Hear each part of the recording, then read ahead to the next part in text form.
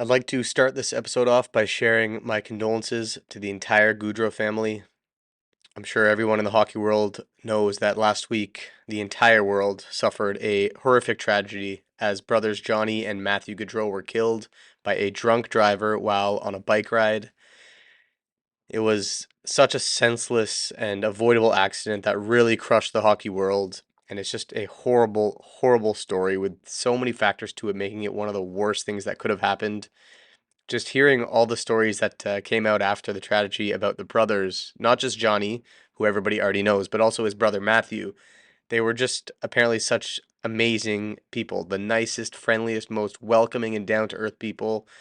Now, I know when a tragedy like this happens, of course, people only say great things about the deceased, but you can really get a sense of how true these stories are and really how amazing these two people were. They touched so many people and inspired so many others for everything they've accomplished and the challenges they overcame. I was just talking to my brother actually in the days after this happened, saying how, we don't know these guys. I've never met them personally, yet I feel so torn up about it as if I did know them just because of how sad this whole story is and how amazing of people these two are. For this to happen the day before their sister's wedding, where they were both to be groomsmen, and Johnny with two young kids, and Matthew with his wife pregnant with their first kid. And then the day of the funeral, Johnny's wife announces that she's actually pregnant with their third child. It's just so devastating to think that these kids will grow up without their father, and their poor wives have to spend the rest of their lives without their life partners. There's just no words to explain how heartbreaking this all is. To anyone who's listening to this, please, please, please don't ever get behind the wheel if you're anything but sober. Even if you're just tired, it's not worth it. If you think you're fine but you're not sure, just don't risk it. There's so many options nowadays to get home safely. It just doesn't make sense to risk this, to risk your own life, to risk the lives of others. This one this one person made a stupid, irresponsible mistake and it's just ruined so many lives. It completely destroyed families that will never fully recover from this, and it's just not fair. So please, everyone, just always be safe. Hug your loved ones, because life can be cruel sometimes. Rest in peace, Johnny and Matthew, knowing that you've both made an incredible impact on so many lives. For Gaudreau to Tkachuk in the corner, back to Johnny Gaudreau. Gaudreau in front, feeds a pass to Lindholm, stopped by Ottinger, took it up high. Gaudreau scores!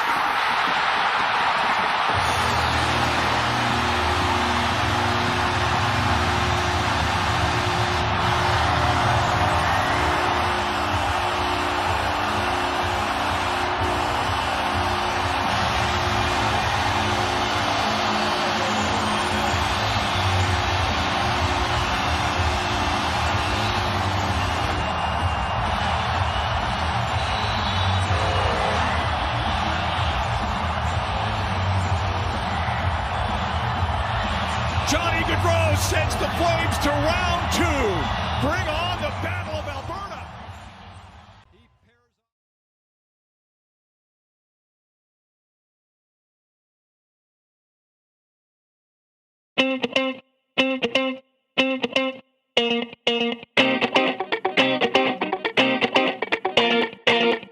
Good morning and good evening to everyone from all corners of the world. Welcome back to another episode of the Puck Drop Podcast. We are only weeks away from the official opening puck drop of the regular season. So it's that time of the summer to start making predictions for this upcoming season.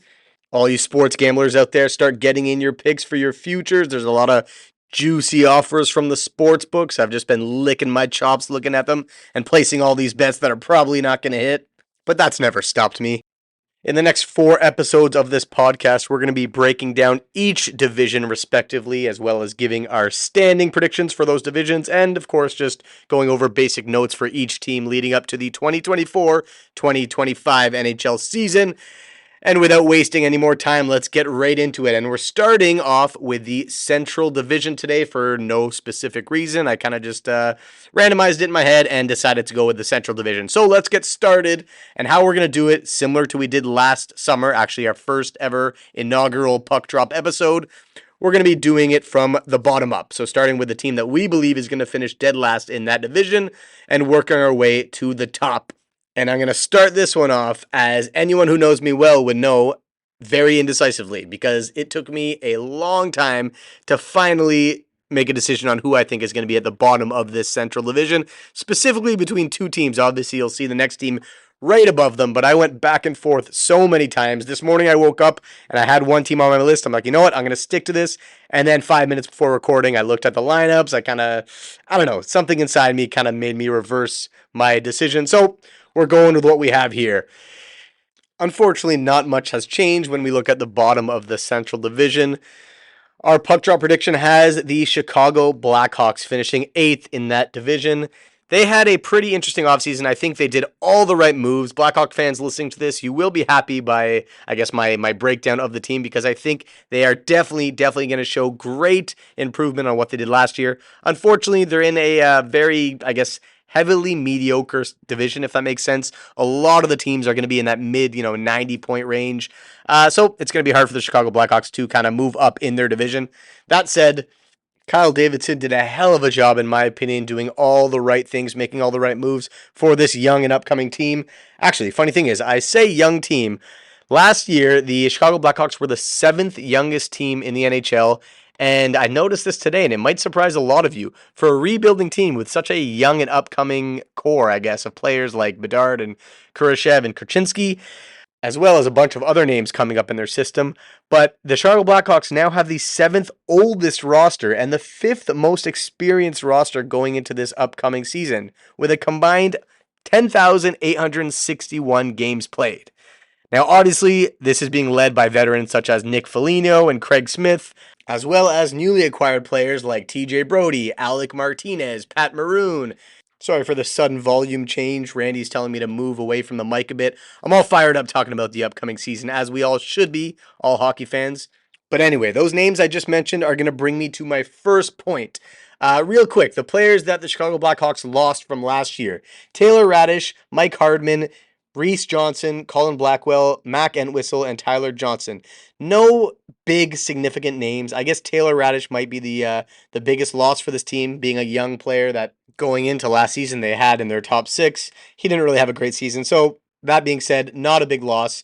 They didn't lose too many key players, and the guys that they gained, the players I just named earlier, Alec Martinez, TJ Brody, Pat Maroon, as well as guys like Ilya Mikheyev, Tyler Bertuzzi, Laurent Brossoit to be a backup goalie, and then they brought back Teuvo Teravainen, who started off his career in Chicago as a former first-round pick back in 2012. I honestly like every one of these signings. I think they're going to be great contributors on the ice, and the way that Kyle Davidson structured all their contracts, none of them are going to be, issues down the road.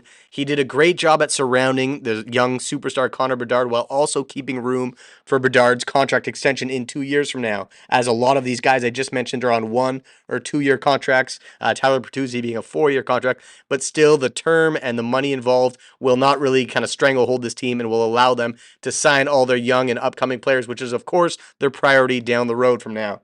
So having that young core of players and surrounding them by all that experience that I mentioned earlier, I think is a perfect system for a developing and rebuilding team.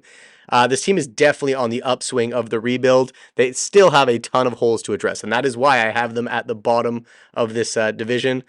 Before they could be a contending team, they still have a lot to do, but they're making moves in the right direction.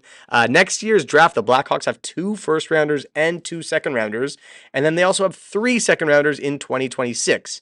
So not only are they, trending upwards now, but in the coming drafts, they're also going to get some key young players to add to this team. So, give it 5-6 years. I'm sure Blackhawk fans know this already, but they're going to be a dangerous team.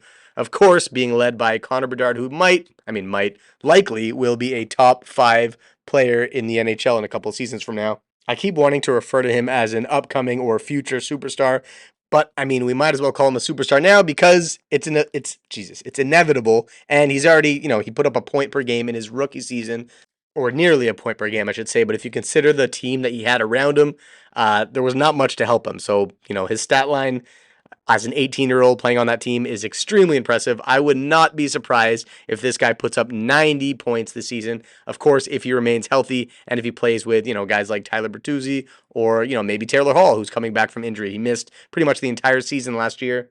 Actually, if you include Taylor Hall in this, they've added 4, maybe 5 top 6 wingers to their lineup. Taylor Hall, Tyler Bertuzzi, Teuvo Teravainen, Jesus, I can't talk today, Ilya Mikheyev. These 4 guys I just mentioned can easily slot into their top 6. Now, of course, they want to keep space for a guy like Philip Khrushchev, who played great last year. As a 23-year-old, he put up 54 points in 75 games last year, more than doubling his point total from the previous season. So he's showing great improvement, and just like I said with Bedard, if you surround this kid with some experienced line mates, who knows what he's going to be able to do this year. So with all these key additions that I mentioned, I am sure that this team is going to show major improvements on last year. Another name that actually took a major step this past year was Alex Vlasic on defense. He's worked his way up to a top pairing role, averaging over 21 minutes a game, second to only Seth Jones. Now, again, the team did not have a lot of depth last year. They weren't a playoff team. So, that's not to say that he'd be a top pairing on a playoff team, but still, it's a great sign for a young player who, in my eyes, was a rookie last year and really showed confidence on that blue line. So, aside from Bedard, I think he's the guy to watch for me this year. I'm really curious to see how he's going to pan out. But ultimately, this team still has a lot of young players that still need to grow into their roles, as well as a lower tier goaltender in Peter Mrazek, and maybe not the best of defensive depth. So for that reason, I do still have them at the bottom of the division. But that said, I was talking about betting earlier. Their regular season point prop on a lot of the betting sports books is 73.5, the over-under, and that's a major improvement already on their last season, which they finished with 52 points. And when we look at that over-under, that is a tough one, to be honest. I'd probably lean with the under just because, a 20-point jump is very big, significant. Not to say that it's not doable. A lot of teams have done it. I'm sure the New Jersey Devils are going to do it this year. But you know what? I'm not saying this with 100% confidence, just for the sake of the podcast and for the sake of betting. I'm going to say I would take the under on the 73.5 points for the Blackhawks. But let's see. They're going to be an exciting team to watch. Blackhawk fans have a lot to look forward to. And that brings us to our next team, which, like I mentioned, was very, very, very close to being the bottom on this division. But anyway, I have them at 7th. And that is the newest NHL club, the Utah Hockey Club. Last episode, I mentioned how I hate that name. I think it's very stupid. I understand why they did it. I understand they want to give themselves more time, not rush into a name that they don't like, and then having to rebrand it down the road will be a big pain in the ass. But I don't think that's a good enough excuse. I mean, the Seattle Kraken didn't have to do that. They took their time. Utah knew they were getting a team. They knew officially in April, March, but they knew more or less for the last year or so that they were going to get an NHL team. That's got to be more than enough time to, brainstorm and workshop different names with your staff or whatever. So for them to settle on Hockey Club, I think is ridiculous. And then to take it one step further, the 2 newest teams in the NHL have the same color patterns. Like Utah, why would you choose teal and black when the team just before you chose those same colors? Now, they're not exactly the same. I guess Utah has more black, but there's why? Why would you now honestly when I see these 2 teams, I get confused at first sight because they're both new, they're both teal. I have to take 1 second and think, wait, where did Sergachev go? Was it Seattle? No, it was Utah. Where did Brandon Montour sign? Was it Utah? No, the other teal team, Seattle. I don't know why they chose the same friggin' colors as Seattle. That bothers me a bit. Why has no NHL team chosen purple? How? There's so many. There's multiple of every color. I find a lot of reds, a lot of blues, a couple of oranges. Now there's 2 teals. Actually, there's 3 teals with San Jose. Why has nobody chosen purple? It's such a great color. Anyway, that's my opinion. The next team that joins the NHL, go with purple. Be unique for a change. Now, talking about this Utah Hockey Club roster. Last season, as the Arizona Coyotes, they finished with 77 points. And this will be tough for any Coyotes fan who's listening and who stayed loyal to this roster and brought their allegiance over to Utah. I have this team, even though they're a rebuilding team and they've been rebuilding for some time, I have them actually regressing this season. So much so that I was really close to putting them at the bottom underneath the Blackhawks in the Central Division. And I won't be surprised if they do finish at the bottom, but because of more experience and better goaltending, in my opinion, I do have them slightly higher than the Blackhawks. Now, the players that Utah or Arizona lost over the offseason, J.J. Moser, who was actually their second most used defenseman, as well as their third most used defenseman, Matt Dumba. They also lost Connor Geeky, Josh Brown, Travis Boyd, Jan Yannick, Nathan Smith. But talking about their D, you can argue that they actually did get better with the additions of Mikhail Sergachev, John Marino, Ian Cole, Robert Bortuzzo very recently. I think that was yesterday. They also re-signed Sean Dursey. They re-signed Barrett Hayton. They brought in Kevin Stenlund, So they were a busy team in the offseason. Of course, being a brand new franchise, they want to, impress their fans. They want to make that first inaugural season exciting. But really looking at their lineup, and I have their projected lines from Daily Faceoff right in front of me, nothing really stands out. Their defense don't really intimidate me. I like the additions they made. They brought in veterans. I mentioned Ian Cole, John Marino. Mikhail Sergachev is likely going to be their best defenseman coming into the season. He is a awesome young player that probably feels a bit betrayed by Tampa. I'm sure he thought he was going to be a Lightning for a lot longer, but they acquired him in a great trade. But again, there's not really that game changer on D, and Mikhail Sergachev and Sean Dursey both are solid puck movers. But I just don't see this team really standing out or doing anything impressive this season. In reality, the only real improvement I see from this team is the fact that their young players have gotten a year older. Now, this could be very significant, seeing as their top 6 forwards are these young stars that I'm talking about. Again, looking at their lineup right here, I have Clayton Keller, Barrett Hayton, Nick Schmaltz as their top line, Lawson Krause, Logan Cooley, and Dylan Gunther as their second line. All these guys are still quite young. I believe Nick Schmaltz is the oldest of these 6 names at only 27 years of age. So if all these guys do improve, which, they should coming into their prime, that'll be a great sign for this team. But it's their bottom 6 that really, really hurt. I like Mateus Michelli. He had a good season last year. Josh Doan, son of Shane Doan, the Phoenix Coyote or Arizona Coyotes legend. He's obviously going to show a big step this year, playing only 11 games last season. This is going to be his real rookie season to show the team what he's got. But with all these young guys on forward, there's no real veterans to surround them and guide them, very much unlike the Chicago Blackhawks that we just talked about. Them in the offseason, they went out and acquired these veterans, these experienced guys to, guide the way for youngsters like Connor Bedard. The Utah Hockey Club has a lot of young forwards, which is a good sign, obviously, to have a lot of young talent. But for this coming season, I don't think they can do much without that leadership or winning experience. They're the 4th youngest team in the NHL. And again, like I said, that is a good sign. But this team has been rebuilding for quite some time. So you'd think at this point they'd be, ready to make a move and contend for a playoff spot. I personally don't see it. I think they're going to be worse than they were last year. I do like their goaltending, to be honest. Connor Ingram and Vejmelka are not household names, but they're solid young goaltenders. Connor Ingram in particular played 50 games, put up 23 wins with a 907 save percentage. So not bad at all for a team again in the bottom half of the NHL and a team that really lacked experienced D-men last season. So overall, what I think is going to hurt this team most is their lack of experience. I think they're going to get outmatched down the middle in most of their games this season. Right now they have Barrett Hayton and Logan Cooley as their 1-2 punch down the middle. Again, in 5 years from now, that might be a solid top 2 centers, but I don't think it's going to cut it for them this year. And unfortunately, I do not see them contending or even coming close to contending for a playoff spot. Let's see if they can prove me wrong. One thing that actually might help this team is if they assign a captain for this upcoming season. It seems like this roster, this group of people haven't had a captain in a long time. Now, I know a lot of people might think that, it doesn't really make a difference. And I do agree that a lot of people might put a little too much value on the captaincy, considering that so many people in that locker room can show, leadership. The Montreal Canadiens, for example, a lot of people said Carey Price was the real leader in that locker room. Of course, he never had a C on his jersey.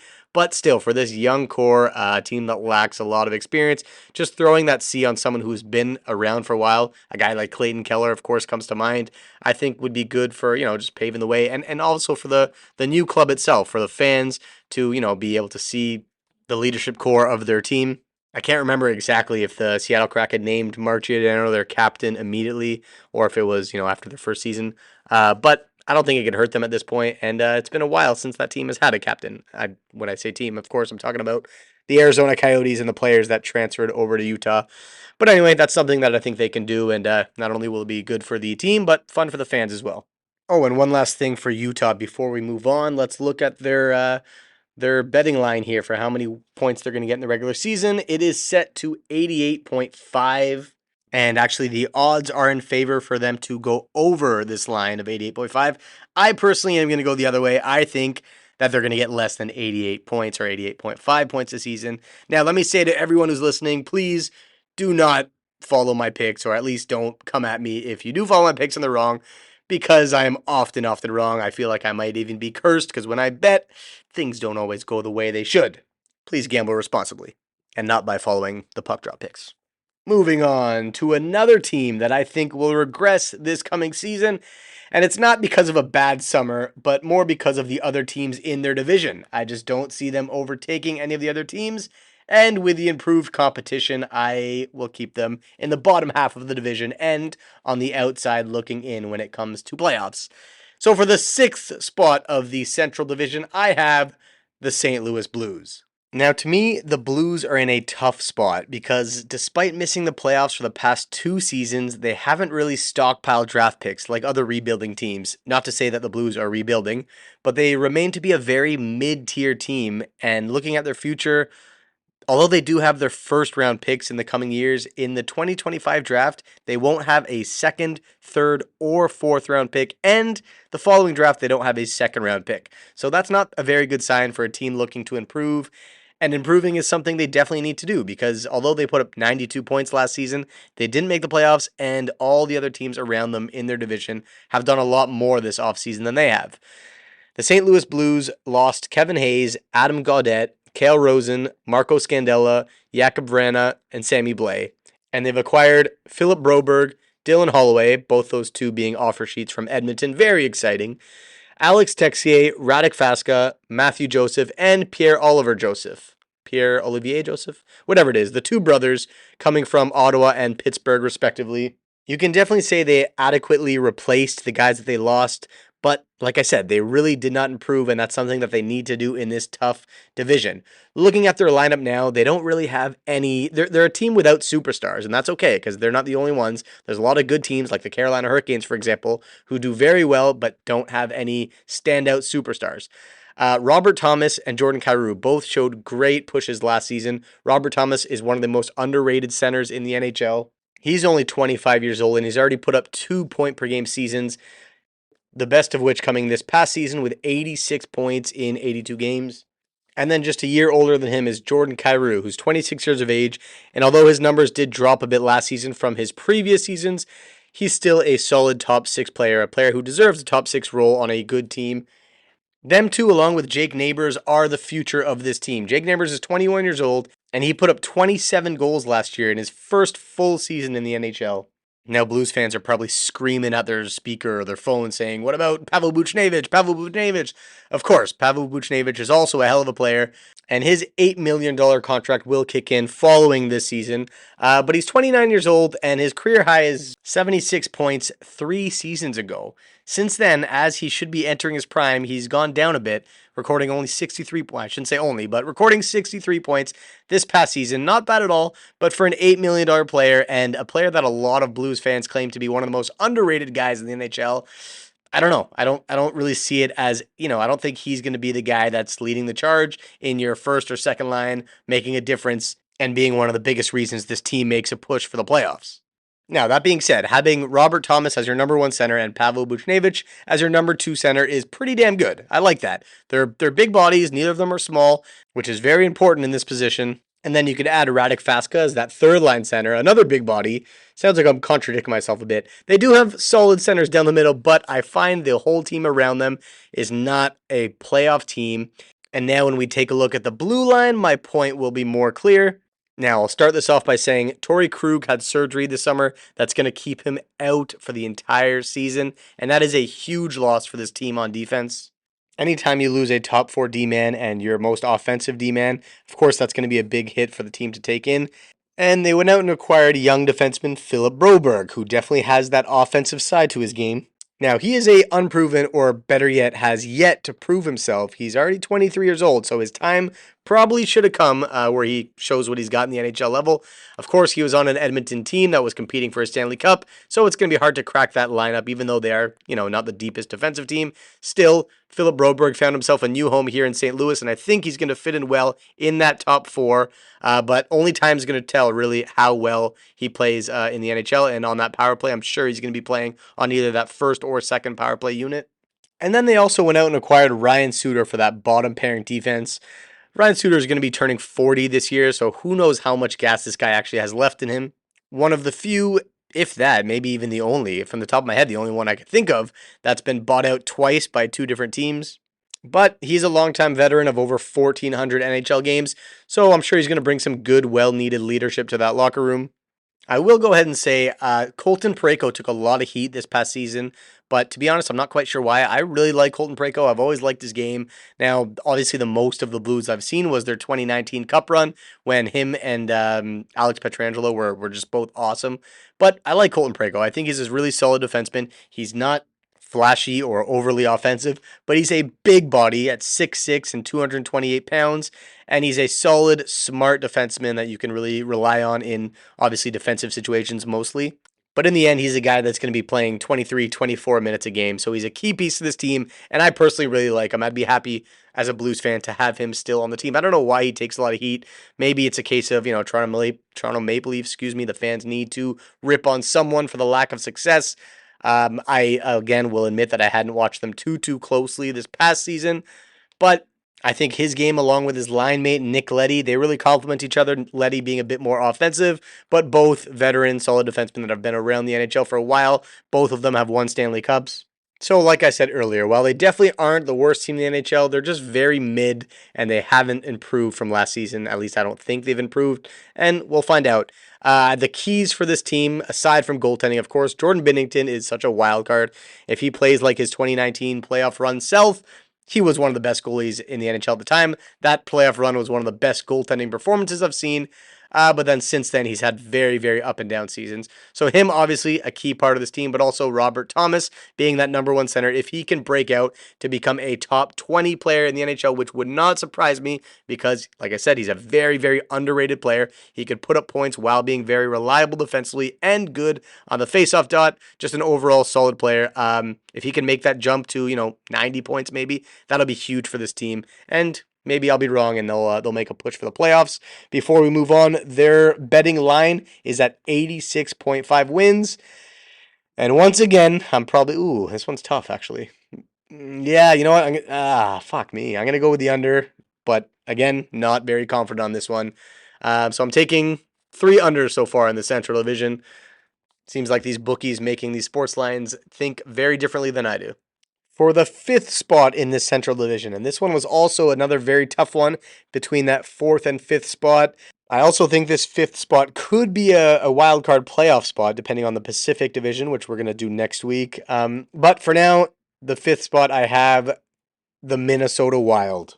Now, the Wild had a very quiet summer this past season, but I don't think that should surprise anyone considering their extremely tight cap constraints. They have the most dead cap out of any team in the NHL at $15.38 million. Those coming from the 2 buyouts of Zach Parise and Ryan Suter. This year is the year that those buyouts hit the hardest. Apparently, they did try to acquire Patrick Laine in the offseason, but that did fall through in the end. But ultimately, I don't think this team really needed to have a busy summer because this is a good team that had a bad season. A lot of the guys on the team had great seasons 2 years ago, but just did not perform well this past season. Most notably, their goaltenders, and specifically Gustafsson, who had an incredible season in 23-24 and then lost the starting position, which we all thought he had locked up, to a 39-year-old goalie in Marc-Andre Fleury. Which, by the way, this is Marc-Andre Fleury's final season, so he says. That'd be awesome if he came back again.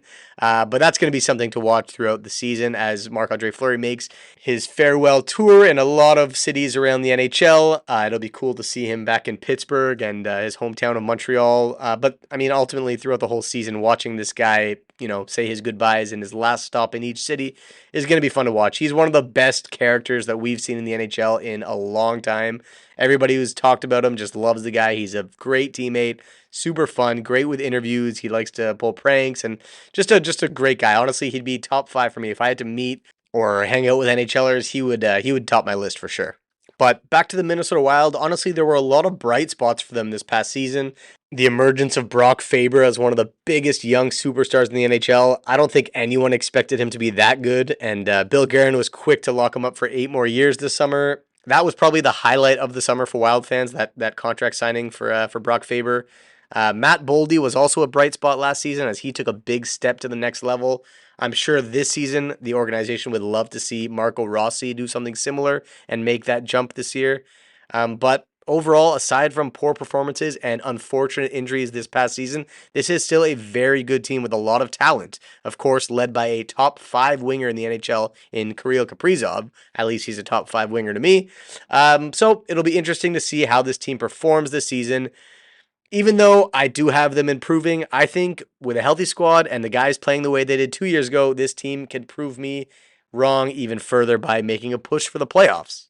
Playoffs? This will be John Hines' first full season behind the bench for this team as he took over halfway through the season last year, and they ended up with 87 points, missing the playoffs for only the second time in the past 12 years. That's pretty damn impressive. I would say this makes Wild fans spoiled, but my buddy Riley would kill me for saying that because he always talks about how Minnesota never wins championships. The NBA, the NFL, the NHL, they just can't seem to win a championship. But actually, I shouldn't say that. The PWHL, the inaugural season of the Women's Hockey League, the Minnesota hockey team, they didn't have a team name at the time, won the first ever championship. So good for Minnesota, good for them. Congratulations to them. Hopefully the Wild can start improving and making these fans happy. The over-under for the Wild is set at 94.5, and that is, again, a tough one, but for the sake of not being redundant, I'm going to go with the over for this one. I think the Wild are going to have a good season, and I think they're going to finish with over 94 points and really make that wild card race in the Western Conference an interesting one. Next up, we have one of the top teams in the NHL last season, finishing 5th in the league with 110 points, largely due to their late season push and stellar performance by Vezina winning goaltender Connor Hellebuyck. He had an incredible season, playing in 60 games and putting up 37 wins and a .921 save percentage for his second career Vezina trophy. I wonder, though, if this season they will try to limit his games in order to be better rested for the playoffs, as he probably had his worst ever series last year in the first round when they lost to the Colorado Avalanche in 5 games. Because of this, I think they may consider limiting his games throughout the season, and that alone will likely lead to a slight decline in wins for the club. Another team that did not have the best of off seasons, I think they lost more than they gained, especially if we look at the blue line. They bought out Nate Schmidt and they lost Brendan Dillon to free agency, and the only new D-man they really acquired was Hayden Fleury, who's really more of an AHL guy. Aside from Josh Morrissey, who is a top caliber defenseman in the NHL, their next best guys are DeMello and Pionk, and they aren't really game breakers. They did re-up DeMello to a 4-year extension, and they also re-signed Colin Miller, a guy who they acquired last year at the deadline, to a 2-year contract. But ultimately, I find this defensive core to be pretty lackluster. Now, they do have Ville Heinola in their system, a guy who spent most of his time playing for their farm team, the Manitoba Moose in the AHL, but I think it'd be interesting to see if he can make the jump up to the big leagues this year. He is a former first-round pick for the team. But honestly, until that happens, until he does make that jump up, they don't really have much to impress me on the back end. I also find them to be quite thin down the middle. Aside from Mark Scheifele, who is a fair number 1 center, personally not a big fan of Nemesnikov. I don't think he's a strong second-line center. I think he slots in better as a depth center, maybe more of a top 9 forward than a top 6. Another player for the Jets to watch closely is Cole Perfetti. He's showing steady growth, put up 19 goals last year, which more than doubled his previous season high of 8. However, his overall point per game ratio took a hit this past season, so that's not something they want to see. But he is a guy that they need to step up and show that his development is on the right track for him to be a top 6 offensive contributor. He's actually not even signed yet. So, they have that to worry about. I haven't heard any reports saying that Perfetti's camp and Kevin Cheveldayoff are having difficult negotiations. I believe it's just one of those things that take time, but the team is confident he will be signed in time for training camp. In fact, Randy's pulling up an article for me now to take a look at. Apparently, he was the only representative of the Jets at the NHL NHLPA Player Media Tour in Vegas this summer. So that's obviously a good sign. And then there's a quote of him saying, "I figured they wouldn't ask me to come if a contract wasn't close," he said with a big smile. But at the same time, you never know. So, overall, I don't think there's too much to look into here. I'm sure he will get signed before training camp because he is a key player that they need to play, and they can't really risk him missing any time because at that age, you got to be with the team and you got to be developing properly. Really, the only interesting thing this team did in the offseason was trade their prospect, Rutger McGrody, to the Penguins in exchange for Braden Yager.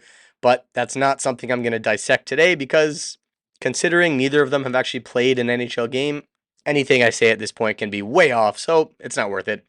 Both these guys are pretty, big name prospects. They're both first round picks. They're both 14th overall picks, actually. One was in 2022, the other one was in 2021, I want to say.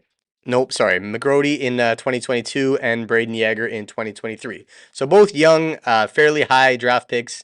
So, who knows what they're going to do in the NHL with their new clubs. But this is pretty much a move that the Jets had to do because Rutger McGrody wanted out. He requested a trade. So they went out and they pretty much switched him for a very similar prospect.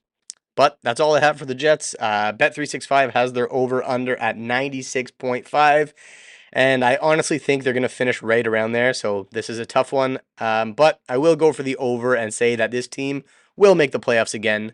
But like I said earlier, if the Wild are more or less healthy all season long, I would not be surprised if they took over the Wild's card spot and the Jets either missed the playoffs or fought the Pacific Division teams for the last wild card spot.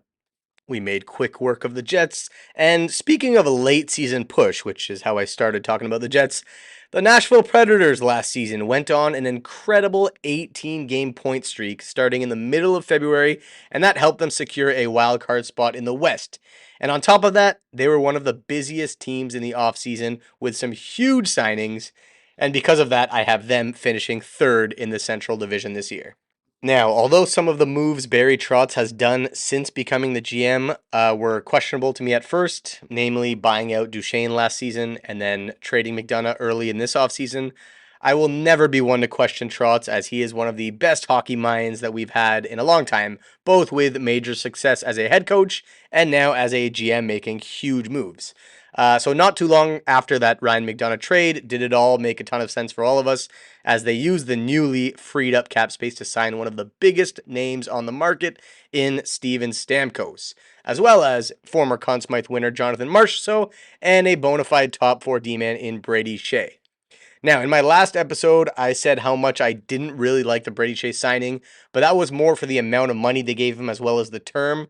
But as a player and looking only at the on-ice product, I really like Brady Shea a lot.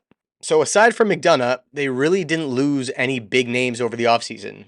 Jason Zucker signed with Buffalo. Anthony Beauvillier, who they acquired at the deadline from Chicago, signed over in Pittsburgh. Kiefer Sherwood signed in Vancouver. And then they recently dealt Cody Glass to the Penguins. Last summer, I believe it was last summer, maybe 2 summers ago, a nice video had surfaced of Cody Glass when he was signing his contract for the Preds. It was a bit of an emotional video and, a feel-good story for the kid who's battled some injuries and ultimately did not live up to his high first-round draft status. But for the third time, he'll have a fresh start with a new team, so I hope for him he's able to fit into his new home and become a steady NHLer. But back to the Preds, likely the biggest name that moved on from the team was goaltender Yaroslav Askarov, who requested a trade after the Preds locked up UC Saros to an 8-year extension. But that trade, sending him to the Sharks, brought back a big haul of draft picks and prospects. So not only do the Preds have a dangerous team this year with all their new acquisitions, but they also have 3 first-round picks and 2 second-round picks in next year's draft. That is huge for the future of this team. 3 first-round picks and a second-round pick. And 2 second-round picks for a team that is a lot of people have them as contenders for the Cup this year. So as a Preds fan, I'd be very pumped for the near future of this team. And in fact, I do know one Preds fan who is very pumped for their organization. He's been messaging a lot in our group chats how excited he is for this season. So you can't blame him. Taking a look at their lineup, their top line of Forsberg, O'Reilly, and Nyquist. If it ain't broke, don't fix it. Forsberg keeps on getting better and better every year. He put up 48 goals and 94 points last season.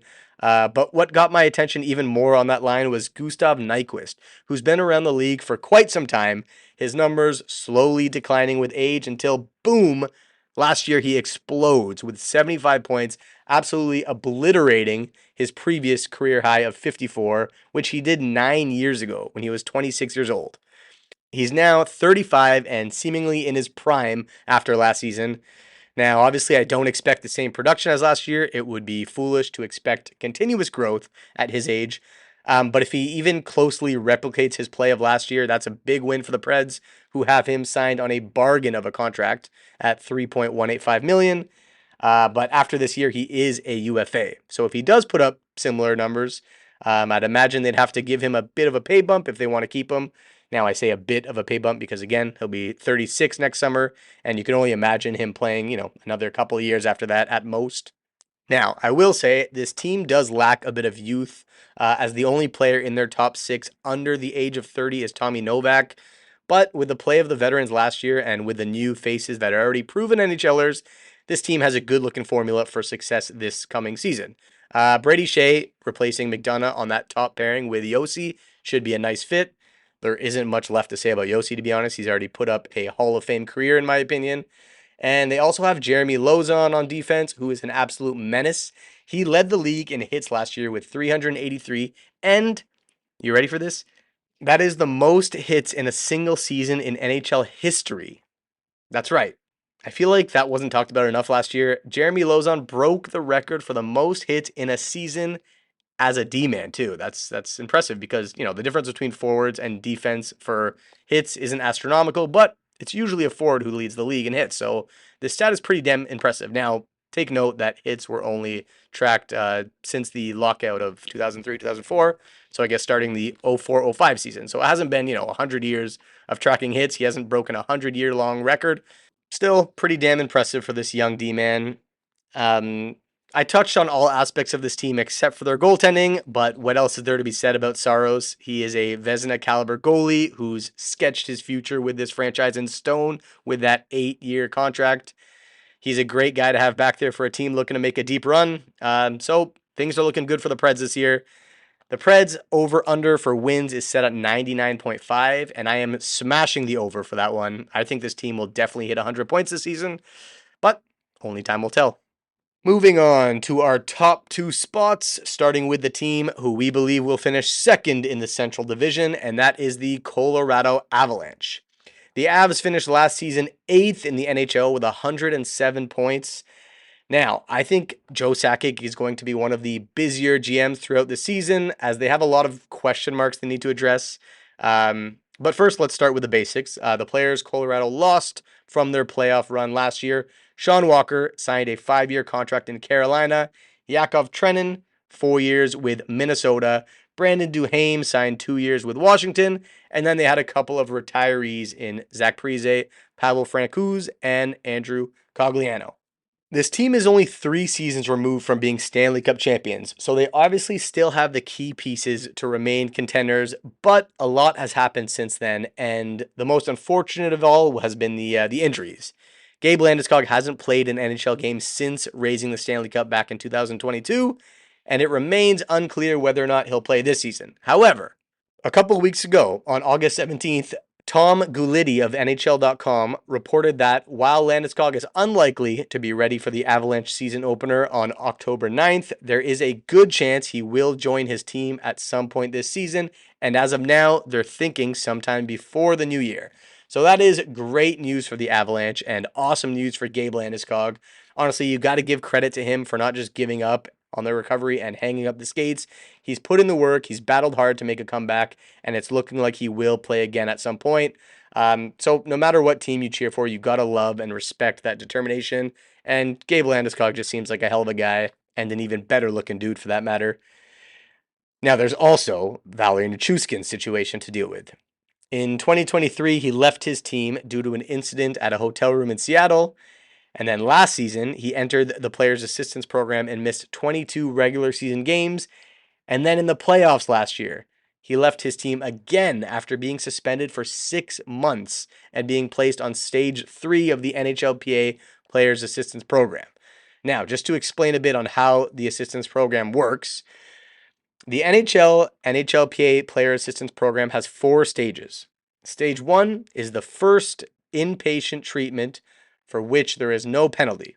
Now, in Stage 2, following a violation of Stage 1 treatment plan, a player can be suspended without pay during the active phase of treatment and then become eligible for reinstatement. Now, Stage 3 happens if you violate Stage 2 treatment plan, and that carries a suspension without pay for at least 6 months, after which a player can become eligible for reinstatement. And then finally, there's Stage 4, following a violation of Stage 3 treatment plan, which carries a suspension of at least 1 year, and then reinstatement is not guaranteed. So that said, Nichushkin violated the Stage 2 treatment plan and was placed on Stage 3, which brought along a 6-month suspension.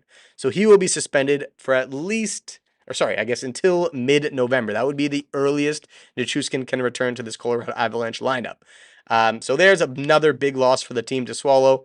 And with the possibility of both Nichushkin and Landeskog rejoining the Avalanche at some point this season, they really had little room to play with in terms of salary cap. So that made it pretty tricky for Joe Sakic. Now, that being said, I don't think anyone is doubting Colorado's ability to win games this season. So aside from dealing with the Nichushkin situation, I think Joe Sakic most likely has his sights set on an extension for Mikko Rantanen, whose contract ends at the end of this season. Now, he is a guy that they obviously want to hold on to. But with the recent Leon Draisaitl contract having an annual average value of $14 million, it's going to be interesting to see what Mikko Rantanen asks for. I think it would be fair to give him a deal similar to Nate MacKinnon.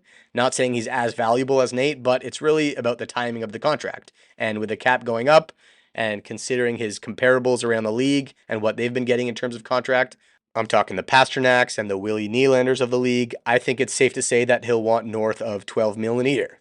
That's something we're going to want to keep a close eye on throughout the season. I have no idea when they're going to, try to finalize this extension. I don't know if it's going to be one of those cases where he wants to focus on hockey throughout the year, so he's going to save it for, next offseason, or if they're going to try to get it done during training camp or before the regular season starts. Who knows? But that's probably high on Joe Sakic's priority list. Now, quickly talking about their signings, I think bringing back Joe Drouin with a bit of a pay raise was a no-brainer for Sakic. Last year, they got him at a no-risk minimum contract, and it seemed at the time that his career in the NHL was almost finished.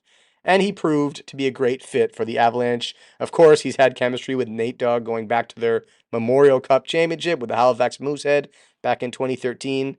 But playing alongside Nate and Cale Makar in the power play this past season helped Drouin put up career bests in the points category with 56 points in 76 games. So, good for him. I hope he took those guys out for a nice steak dinner for helping revitalize his career. And like I said, this year, they gave him a bit of a pay raise, signing him to another one-year contract at $2.5 million. The other signings worth mentioning are Parker Kelly, who signed a 2-year contract, and then 4 separate defenseman UFA signings in Calvin DeHaan, Oliver Shillington, Jacob McDonald, and Eric Brandstrom. Jacob McDonald making a return. This is his second stint in Colorado, but he's likely going to be more of a depth guy and only really getting games with injuries. He spent a lot of time in the AHL in the past couple of seasons. So Eric Brandstrom's the guy I want to talk about real quick. He is a very interesting one for me. A guy who had a lot of potential and a seemingly high ceiling before he was traded to Ottawa as part of that Mark Stone trade, but he never really found his game in Ottawa. And being a small D-man, you really need to battle the adversity and shine at whatever your strengths are. He's a really good skater. He should be a good puck mover. So he's got to use that to his advantage. And I'm sure Jared Bednar is going to find a nice role for him on this team, likely as a bottom pairing guy, but also with some second unit power play time. But I'd like to see what this guy had because, like I said, he had a lot of potential. having a lot of Senator fan friends. They were always raving about his skating abilities. I mean, I'm sure now they're not the biggest fan of Eric Brandstrom, but anyway, I'm excited to see what this guy can do in Colorado. It seems like a good place for a lot of players to renew their careers or break out in this kid's case. The last thing I want to talk about for this team that they need to address is their goaltending. Now, they won the Cup a couple years ago with Darcy Kemper, who, while he isn't a Hellebuck or a Vasilevsky or a Bobrovsky, he was definitely a top 15 goalie in the league at the time, and I just don't think we can say the same about Georgiev. Now, there's no doubt Georgiev can get this team some wins. He actually led the entire league in wins last season, but when it matters most in the playoffs, I think this team would love to have a more consistent presence in their net. Obviously, easier said than done. But I think that is probably the final missing piece that this team would need to become another Cup favorite. And before we move on to our final team, the over-under for the Avs this season is at 102.5 points. And I think I'm going to take the under on this one. Though I do think they're going to hover right around that number. I don't know. It's in my gut. I think I'm going to go with the under for the 102.5 for the Colorado Avalanche. But of course, I still have them at number 2 in the division, so they will lock up a playoff spot.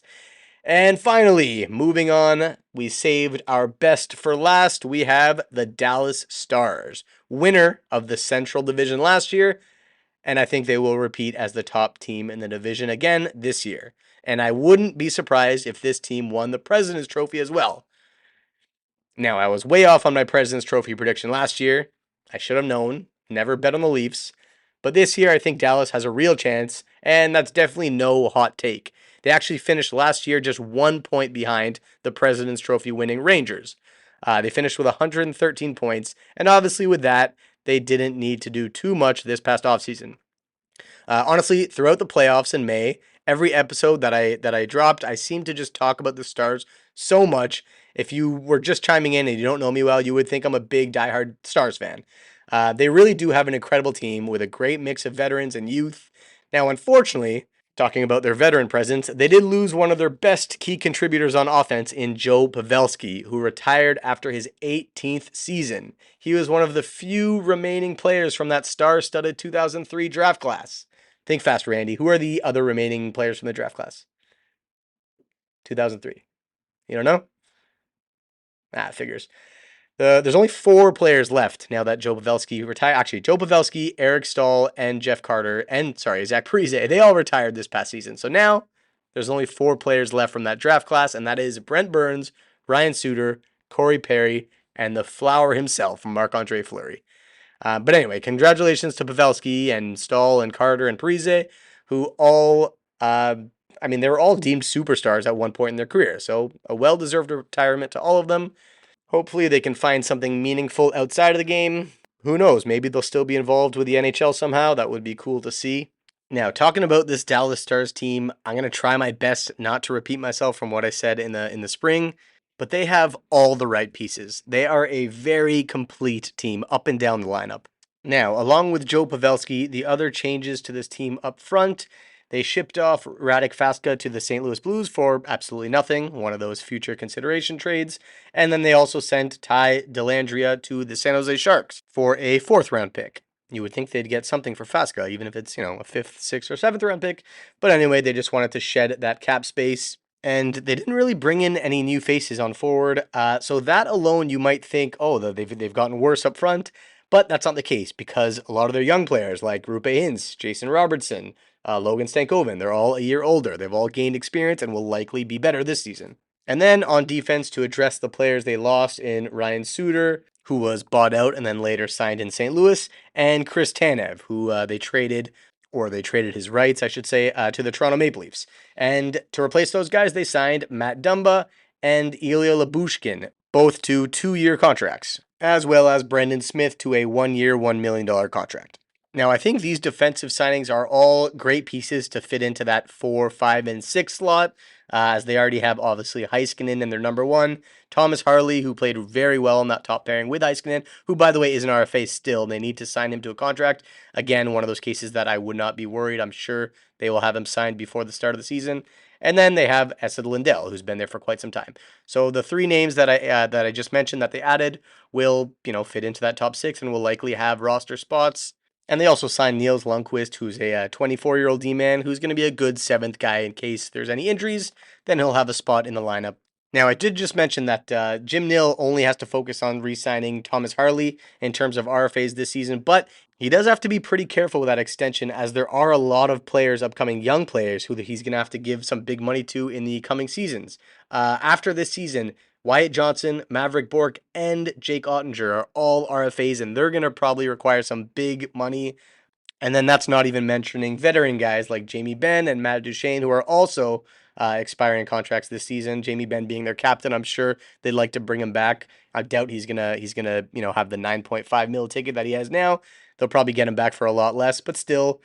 Down the road, Jason Robertson, 2 more years, and he's going to need a contract, and he's only 25 years old, probably their best player, so he's going to have, north of 10 mil, I'm guessing, if he continues to play the way he has in the last 3-4 years. So the next coming seasons are going to be tricky for Jim Nill in terms of contract negotiation. But for today, let's focus on the now. This team is great. This team is very strong. Last year, the Dallas Stars were my preseason cup favorites, and they're definitely still in the top three for me this year. Looking at their lineup, they really don't have any holes. Their top six is solid, their bottom six is solid, and we already talked about their defense, and of course, Jake Ottinger, a young stud of a goaltender. Wyatt Johnson had a coming out party last year in the playoffs. He led the team in points along with Miro Heiskanen and Jason Robertson. They were all tied with 16 points, but Wyatt Johnson had the most goals on the team at 10 goals. 10 playoff goals in one postseason for a 20-year-old is extremely impressive. And of course, we'd all assume he's only going to get better from here. And then another 20-year-old who held his own in the playoffs last year, Logan Stankoven. And it's always so funny seeing a guy that we've seen so much of in Logan Stankoven, playing in the playoffs, being in contention for the Calder Trophy, the Rookie of the Year award.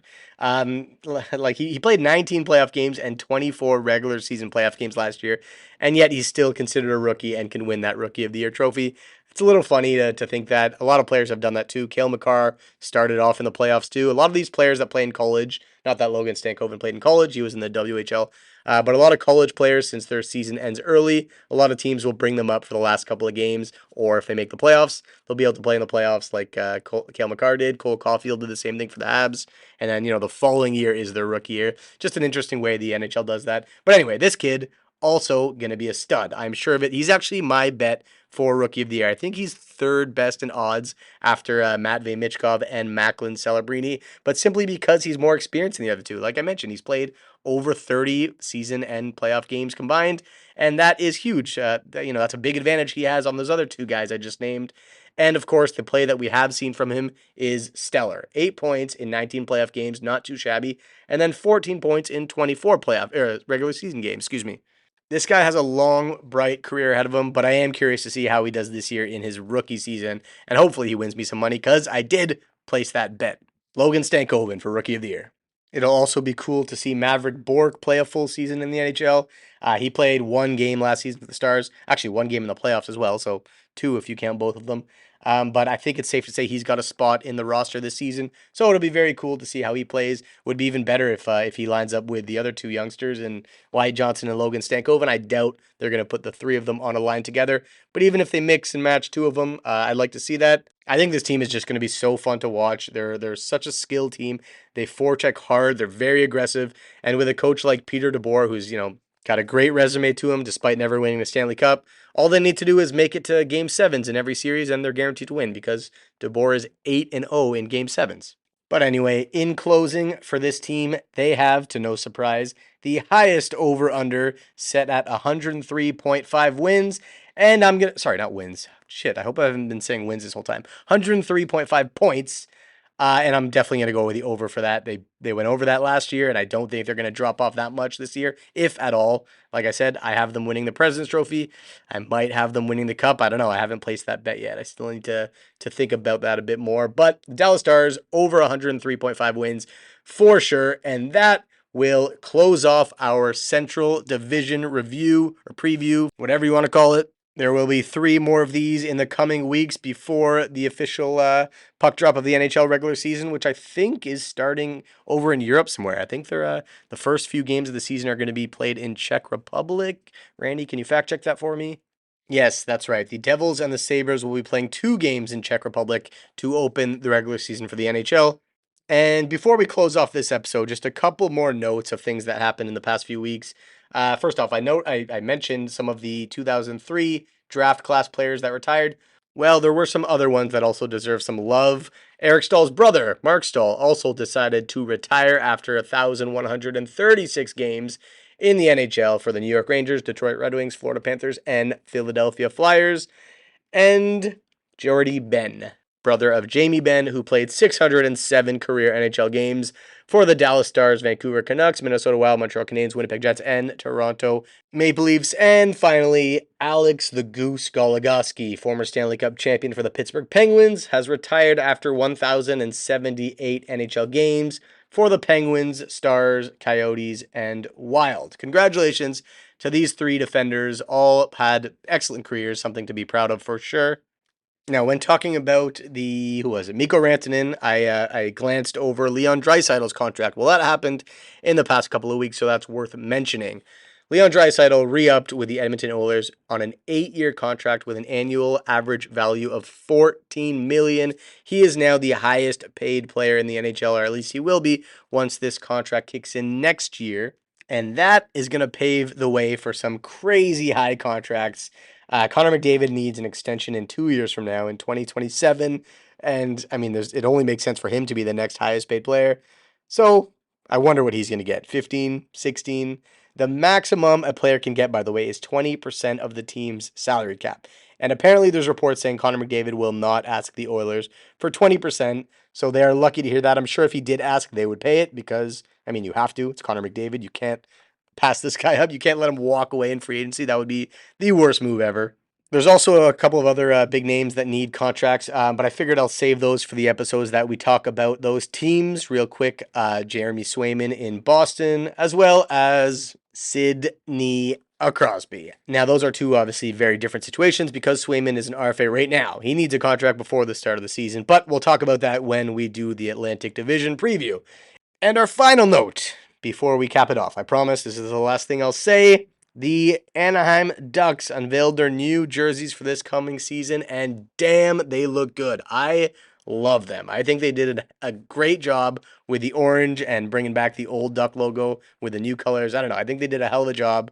It's possible the jerseys look extra good in the unveiling video that they did, but either way, the color pattern, the logo, everything looks great. And speaking of jerseys, Tage Thompson thinks the Buffalo Sabres should go back to their old, well, not the old jerseys, I guess, but the old logo of the, I don't even know how to explain it, the silver Buffalo with the black and red jerseys. Those are very nice jerseys, but I also love their the regular home blue Buffalo jerseys. They're one of my favorite jerseys in the league, so I mean, I don't know. I think I like what they have now. I don't think they need to change it. I like how they keep that black jersey as their alternate jersey, you know, bringing out whatever 5-10 times a season.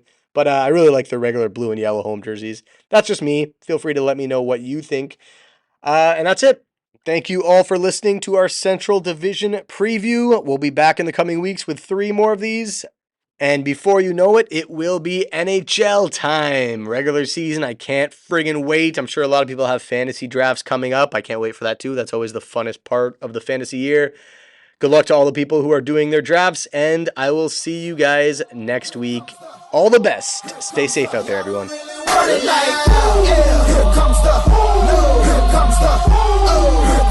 Y'all don't